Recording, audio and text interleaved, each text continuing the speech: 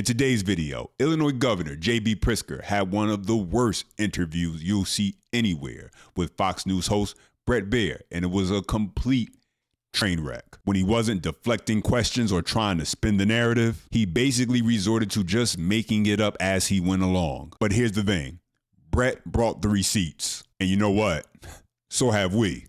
And we're breaking it all down. As always, if you enjoyed the content, make sure to like the video and subscribe to the channel for more breakdowns just like this. And make sure you stick around to the end for an insane clip where, while speaking at an economic conference to a room full of business leaders, Pritzker completely contradicts himself on what Democrats really believe about the border. Well, you have this effort to track ICE. The Illinois Accountability Commission announced today to create this public record of federal law enforcement agents, determines how to collect testimony, hold hearings, interview individuals, record what could be used to pursue justice and accountability on them, right? Yes.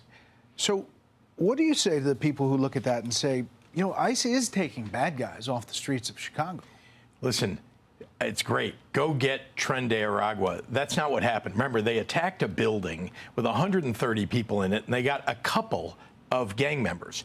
That's what you ought to do, by the way. Go after them, not the 130 people. Instead, they took everybody out of the building. They zip-tied the kids. They took some of the seniors and put them into U-Hauls for hours. And many of them U.S. citizens, legally in this country, others. And instead they detained, I mean, literally dozens and dozens of people for hours. That is not the way you do law enforcement. Now, what Pritzker conveniently left out was that for months, the federal government had been trying to do things a different way. I'm sure that was an honest mistake, right? He forgot that part where for months they wanted to be able to get access to the jails, get the violent offenders, the ones that the local police had actually captured. And they know that these people are here illegally, but they didn't turn them over to ICE. Chicago police refused to turn over 92% of illegal immigrants to ICE under Trump. Now listen, before you get upset with Chicago PD, understand this. Because of Pritzker's sanctuary city policies, it virtually ties the hands of local law enforcement. And what that policy says is that they can't cooperate, they can't notify ICE. Yeah, this is something that Pritzker himself implemented as governor, effectively severing all lines of communication and cooperation with federal immigration enforcement. So when ICE can't get cooperation from local authorities, then what are they supposed to do? Well, then they're forced to go on their own intel, go into these neighborhoods, the same neighborhoods where these offenders were released and allowed to roam freely. But let's hear how Pritzker responds when it comes to illegal immigrants who have been charged or convicted of a felony. Leave any illegal immigrant charged with or convicted of a felony should be deported. I think they ought to take the violent criminals and get them out of my state and get them out of the country. I absolutely believe that, but that's not what they're doing. They said they were going after the worst. You don't help them because you're a sanctuary state, right? No, we do. If you bring us a judicial warrant, we will bring you all kinds of help on the ground to go get the bad guys. That's what we want. We want the bad guys off the streets. What we don't want is for people to get racially profiled. That's what's happening right now. Come on, JB.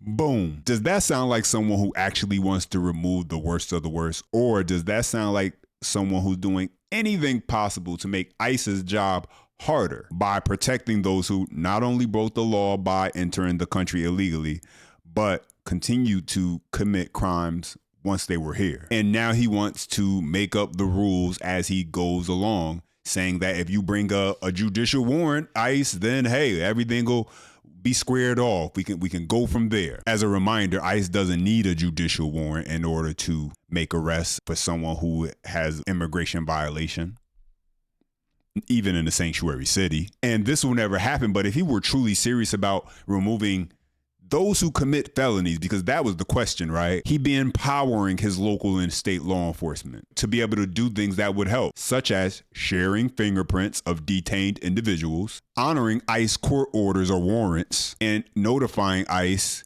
before they release someone from custody. Instead, in Chicago, what do? They create ICE-free zones.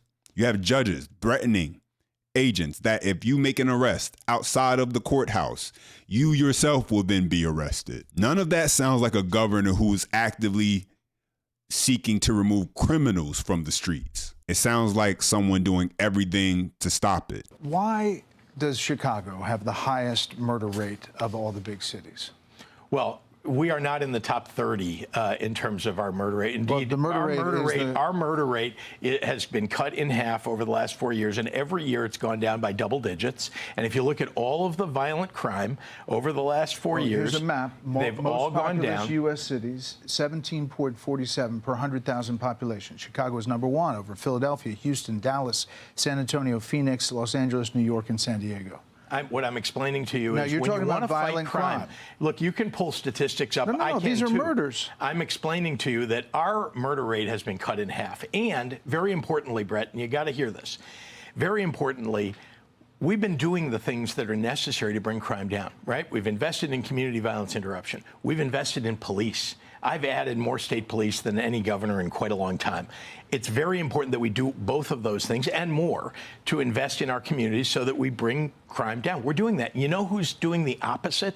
Donald Trump. Whatever they're doing clearly is not enough, and more should and could be done. And so if you have the president offering to assist you in those efforts, why not take it? They love to throw that stat out that violent crime is down. But then when you look at the murder rate, and it's the highest when it comes to the most populous cities in the country, there's clearly still a major problem. And if the goal is to make Chicago as safe as possible, then working with ICE to remove, at minimum, just to start, illegal migrants who are charged or convicted of a felony, that should be a no-brainer, right? Yeah.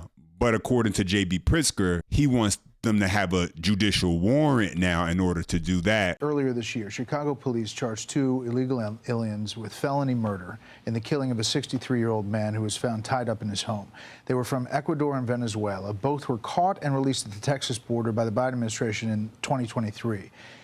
One of the suspects was in custody, had been arrested in Chicago on January 12th for trying to lure children, but was released into the community with ICE's detainer request ignored due to sanctuary policy. Like, when somebody looks at that and says, that can't be a good thing. Brett, every person that gets held, every person that for probable cause, with due process, every person has a trial or has a hearing, and it gets determined whether or not they should be held in a jail cell or whether they get bail, right? Those things have happened all over the country. And I can tell you, at least in Chicago and in Illinois, when someone is determined to be a danger to the community, they are held. That's how it works. Now, did a judge make a bad decision? Maybe so. But to pick out the situation of one immigrant, I bet you could find U.S. citizens all across the country who committed a crime who also get out and then they do something bad. He's right. Mistakes do happen, but this isn't that. I'm going to say it again. 92% of illegal migrants Chicago refused to hand over to ICE.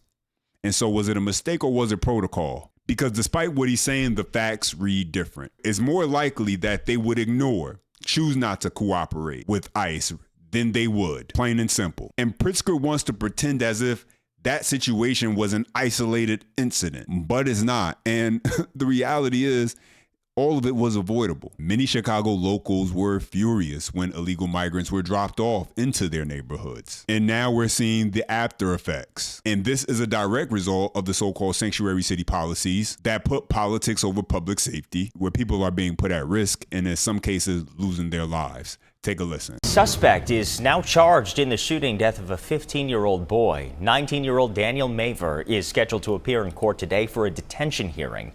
Police say he shot the teen and a 12-year-old boy last Thursday near 47th Street and Union. We're told the victims were in some kind of fight right before those shots rang out. At last check, the 12-year-old was in critical condition. You already got a crime issue going on in the city of Chicago, whether they want to admit it or not and continue to say that Chicago's safe. On top of that, you have local residents who are voicing their frustration with illegal migrants who are coming into their neighborhoods, causing more conflict. And when you get a lifeline from the president who wants to help you solve that issue, you do everything you possibly can to obstruct the administration from doing so. What's the best thing that President Trump has done since being in office? Well, that's a good question. I think, look, one thing I can say is that I asked President Biden and wrote a very public letter to deal with some of the problems at the border. We were seeing, tens of thousands of people being sent by Governor Abbott to Chicago, and we weren't getting any help really from the federal government. Here's what I would say. Since President Trump has taken office, we don't have the problem that existed before with people coming across the border.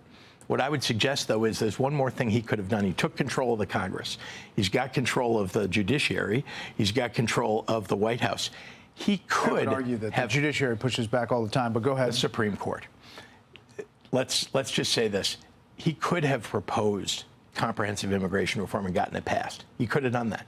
He hasn't done that. Why? What he said right there makes absolutely no sense. The president ran his campaign making it clear that he would conduct one of, if not the largest, deportation process in U.S. history. That's number one. Number two, why would you go out your way and make it a priority to reward the very people who entered the country illegally, while there are thousands of people who wait in line to do it the right way? And JB Pritzker wants to make it sound like this entire time he's been all for not having an open border, but you can't create the very policies that empower illegal migrants to come to your sanctuary cities because they receive the protection from local law enforcement who cannot cooperate with ICE, but then also say, we were asking the president to close the border. Pritzker is full of double talk where he wants to take facts and manipulate them to his advantage without actually being completely honest. Here's a recent clip of him speaking at the Economic Club of Chicago where he says Democrats are not for open borders 1 second, and then a second later calls for giving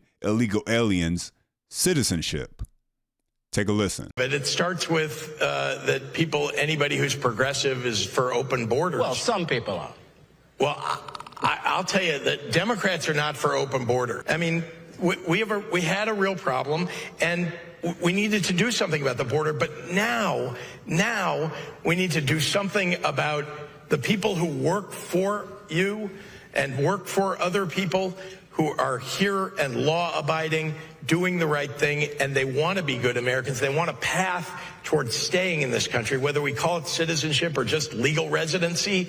We need to give them that path, and we're not doing it today. And the Republicans have never proposed this under Donald Trump. He wants to do something about immigration. He should have come into office, and right away he had control of the House and the Senate, the presidency. Could have passed immigration reform. I mean, you cannot make this up. JB Pritzker says he's for secure borders now, but we should give citizenship to all illegal immigrants, and deportation is bad. Those two ideas completely contradict each other. If you admit that the border under Biden was wide open and it was a problem, how can you oppose removing the very people who took advantage of that open border? That's what secure borders actually means, enforcing the law and deporting those who broke it. But according to JB Pritzker and Democrats, the new logic is, let's strengthen the border, but if someone already slipped through, they deserve citizenship. It's nonsense. But let me know your thoughts. Drop your comments down below. As always, if you enjoy any part of the content, make sure to like the video and subscribe to the channel, and make sure you turn on that notification bell for more breakdowns just like this one.